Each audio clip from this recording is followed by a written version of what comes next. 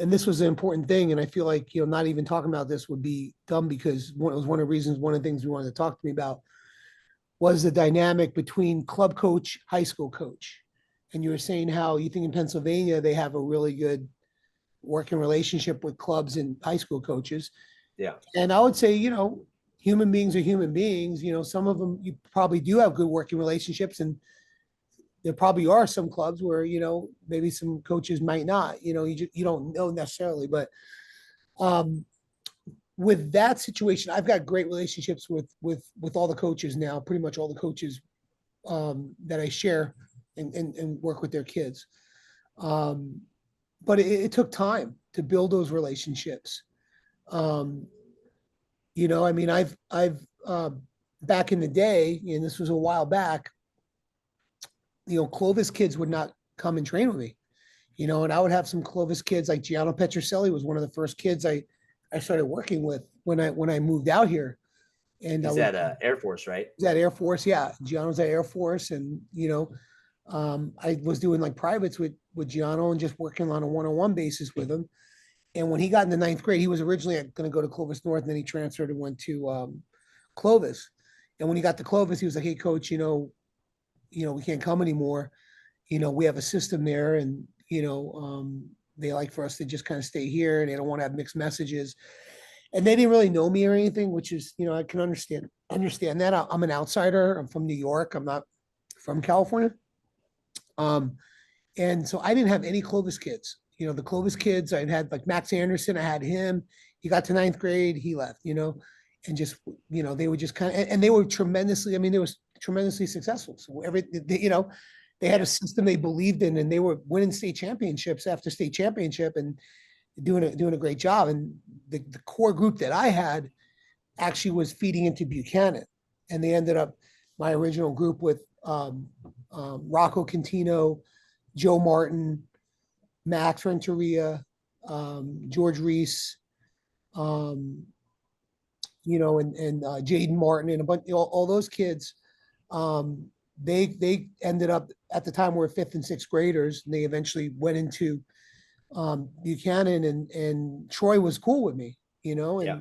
Troy was like, as long as they're doing what he wants, he wasn't deterring them from going and training extra with Kraft at the throne. And that was kind of the way he was, and I always always tell them, hey, whatever your responsibility is with your high school team, you make sure you do that first. And that's why I had Sunday wrestling.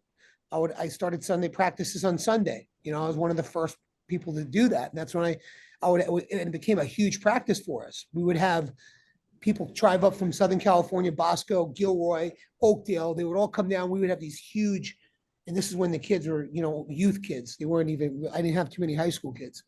And it was like legendary Sundays at the throne. I would do that specifically so I wouldn't butt heads with the coaches. I would try to go work around all their tournaments and stuff like that. And I mean, and then I would get in the corner with Troy. Troy and I would sit in the corner together and coach one of our kids. It was great. And then recently, and to the credit of kind of Harold Zinkin and Nicaid Zinkin,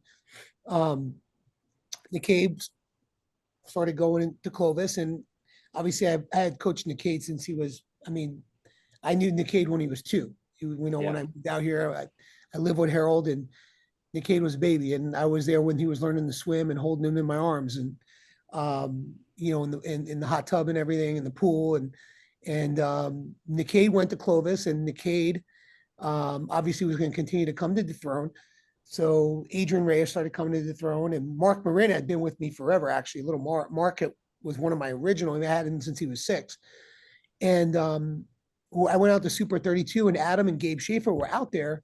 And I don't think they didn't quite know me that well, but that weekend, it was about 2 or 3 years ago, I got to really, we hung out, we shared the corners together, we went to dinner, and it was great. And they got to know me as a person.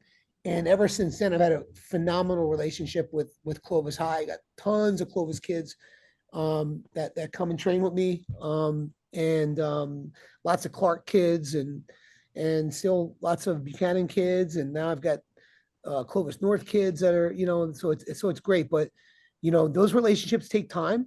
Yeah. A lot of times I mean, you have to, as a club coach, you got to respect these guys. You got to show them respect. I try to show everybody respect.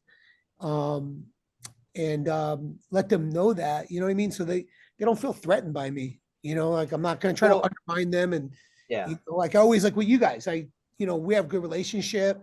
Coach Carlo, we talk and um, I see you guys at all the tournaments and I'm always like, hey, bring guys up. You're always welcome to come. And that's important to do so they come so you guys can come and see, okay, what's he? Oh, he's showing good stuff. Okay, this is good. I trust. I'm going to send my kids here because this is good stuff, and Yeah.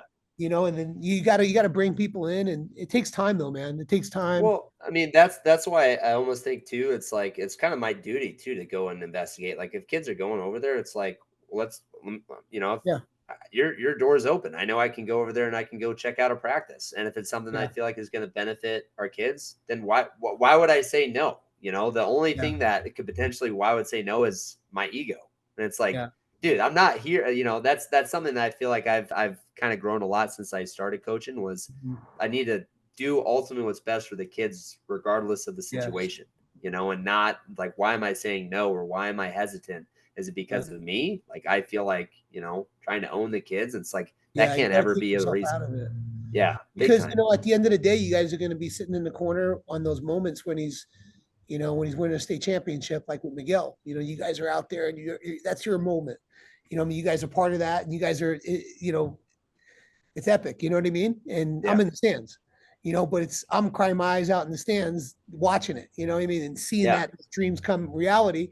And I have no like, oh, I should be. I don't think like that. I love being in the backdrop, being kind of like the guy behind the scenes a little bit, being in the Yeah. stand. Knowing that you had an impact on them, like Yes, that's the and there's fulfilling several. part. And the thing is, now it's to the point where I'm in the stands and it's like all over the place. Those are they're throwing kids out there wrestling, whether it's Kingsburg, whether it's Frontier, whether it's Clovis, whether it's Buchanan. It's all my different guys out there that I've had an impact with and had at a young age. So, and I love just sitting back in Bakersfield, man, and just watching. And I'm having the time of my life there. And now I get to bring my family with me, and they experience it Yeah. as well. And it's amazing.